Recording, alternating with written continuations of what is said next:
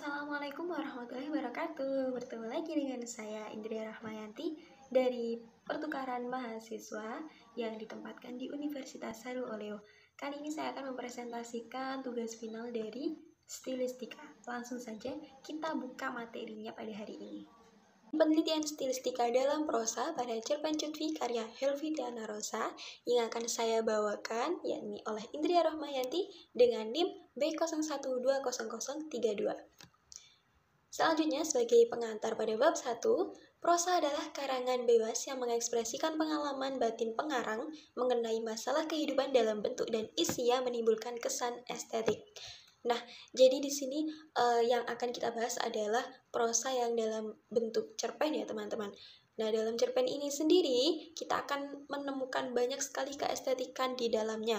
Nah, terutama pada penelitian kali ini kita akan bahas tentang gaya bahasa yang digunakan pada cerpen Helvi Tiana Rosa yang berjudul Cutfi. Selanjutnya pada bab 2 kita akan pelajari tentang gaya dan kalimat. Yang pertama ada pilihan kata, yakni pemanfaatan sinonim. Nah, pada cerpen Cutfi ini tidak menggunakan pemanfaatan sinonim sama sekali. Lalu untuk yang kedua ada morfologi, penyimpangan bentuk kata, pemendekan kata, penggunaan bentuk dasar, pemanfaatan kata majemuk. Saya ambil contohnya satu dari pemendekan kata. Karena morfologi sendiri merupakan salah satu bidang ilmu bahasa yang pelajari masalah pembentukan kata.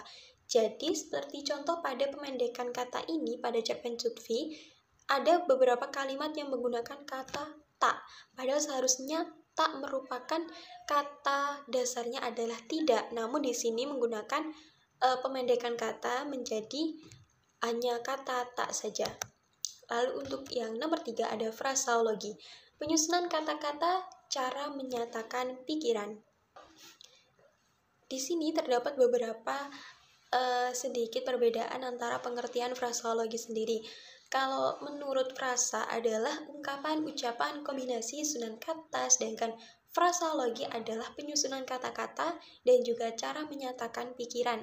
Jika pada cerpen Cutfi ini ditemukan adanya kalimat keluarga kecil kami, gelombang tsunami, nah itu termasuk fraseologi pada cerpen Cutfi. Namun, jika dilihat dari pengertian oleh Krida Laksana, fraseologi lebih ke personal bahasa khas atau bahasa daerah, sedangkan pada cerpen Cutfi ini tidak ditemukan sama sekali bahasa daerah yang digunakan.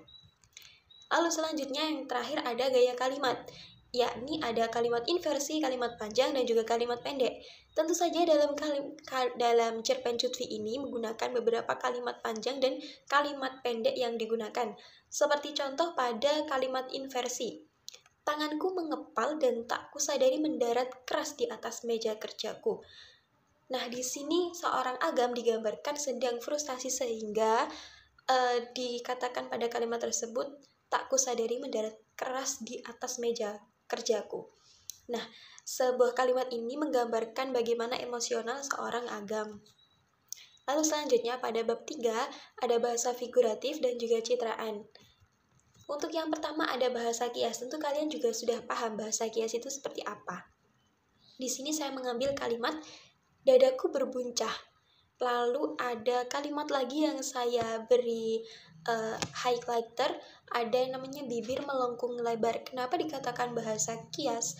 Karena di sini dadaku berbuncah itu menggambarkan sebuah emosional tersendiri.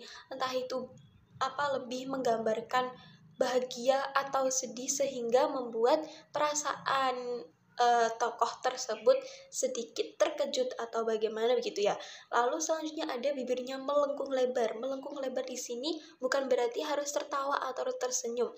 Namun di sini sosok Cutfi digambarkan berat badannya kusut tapi bibirnya melengkung lebar. Meskipun dia sedang sakit, namun aura wajahnya atau terlihat dari bibirnya itu masih terlihat sangat cantik seperti itu. Lalu yang kedua ada sarana retoris. Jika dalam sarana retoris ini saya mengambil kalimat yang saya analisis dari cerpen Cutfi adalah tanganku mengepal dan tak kusadari mendarat keras di atas meja kerjaku. Kertas-kertas berhamburan. Nah, di sini yang saya highlighter adalah kertas-kertas berhamburan. Karena apa? Di sini tentu menggambarkan bagaimana kertas-kertas berhamburan, maka itu menggambarkan situasi yang benar-benar sangat panas oleh seorang Agam yang sedang emosional, sehingga penulis menggambarkan emosional tersebut dengan kalimat kertas-kertas yang berhamburan. Jadi saking emosionalnya ya teman-teman. Lalu yang ketiga ada citraan. Di sini saya mengambil kalimat ia berbicara sambil menangis.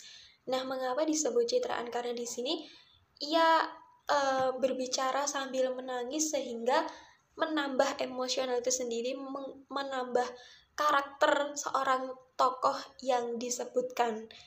Jadi di sini dia digambarkan berbicara sambil menangis, berarti ada beberapa situasi-situasi sedih yang berada pada cerpen Cutfi ini. Lalu ada bab keempat, yakni fungsi gaya bahasa cerpen Cutfi dalam rangka pemaknaan. Di sini ada beberapa ya teman-teman. Yang pertama ada tataran pilihan kalimat. Untuk tataran pilihan kalimatnya sendiri, seperti contoh ada penggunaan kata Aceh dan orasi.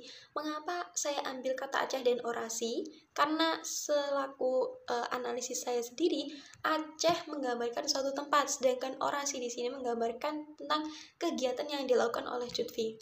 Selanjutnya ada tataran bahasa figuratif. Contohnya ada penggunaan gaya bahasa hiperbola.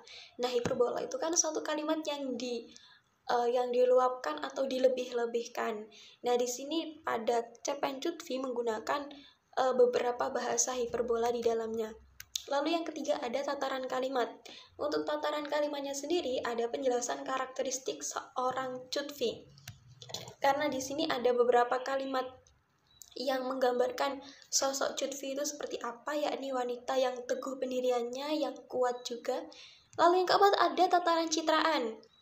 Seperti ini sosok Agam sering mendeskripsikan bagaimana karakter seorang Cutfi.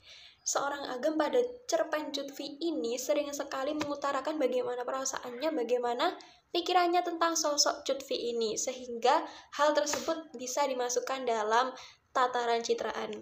Lalu yang terakhir ada tataran teks, mulai dari judul cerpen, isi teks cerpen Cutfi, dan juga fungsi gaya bahasa. Ini sangat mudah sekali analisisnya, mulai dari cerpen, judulnya, sudah pasti judulnya terlihat di awal tadi juga. Lalu isi teks cerpen Cutfi sendiri menggambarkan alur yang ada pada cerpen tersebut, dan fungsi gaya bahasa yang digunakan cerpen Cutfi.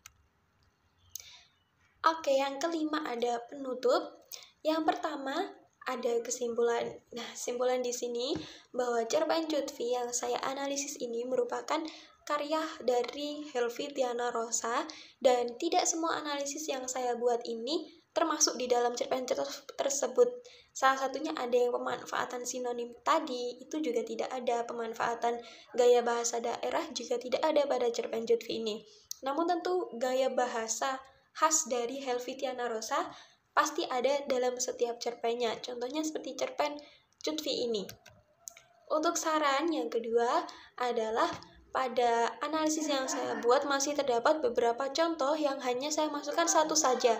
Padahal mungkin dari pembaca akan lebih membutuhkan beberapa contoh yang lebih banyak lagi dari analisis cerpen ini. Oke, terima kasih telah menyimak dari presentasi saya mengenai cerpen Cutfi ini. Kurang lebihnya mohon maaf dan saya pamit undur diri. Wassalamualaikum warahmatullahi wabarakatuh. Sampai jumpa lagi.